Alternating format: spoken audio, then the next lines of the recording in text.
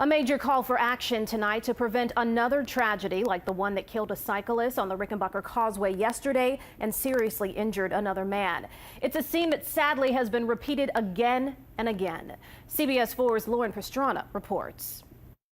Here at the foot of the Bear-Cut Bridge, Walter Reyes' name is now among those on the memorial bike along the Rickenbacker Causeway, and the cycling community is once again banding together to ensure the list of victims here does not continue to grow. We want change. Cyclist June Savage finds herself in a sadly familiar situation. She's once again demanding something be done to improve the safety of riders and pedestrians on the Causeway to Key Biscayne. We as the voters and the residents want you to help us get the political officials to make that change, or we will vote for someone who will. We don't need any more fatalities. How many more will it take? The most recent death happened early Wednesday morning when 51-year-old Walter Reyes was struck and killed while riding his bike.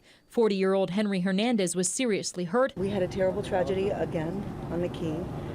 That's impacted us a lot. Some avid riders want the Causeway reduced to 2 lanes. Savage also wants DUI checkpoints added in the early morning and the speed limit reduced to 35 miles per hour. We're going to change some of our enforcement practices there, but the built environment we're doing and we're improving it all the time. In this case, the driver, 21-year-old Alejandro Alvarez, told police he was changing the song on his phone and not looking at the road when the crash occurred. He originally left the scene, but police say he returned 20 minutes later, crying hysterically. You never realize what you've got until all of a sudden they're gone. As Reyes' family mourns the loss of a father and husband, his cycling comrades ride on in their quest for change. I think that it's time that these elected officials that make these promises stand up and do what they say they will do before another person dies on the street. The driver in this case, Alejandro Alvarez, is facing multiple charges, including DUI manslaughter and leaving the scene of a crash with death.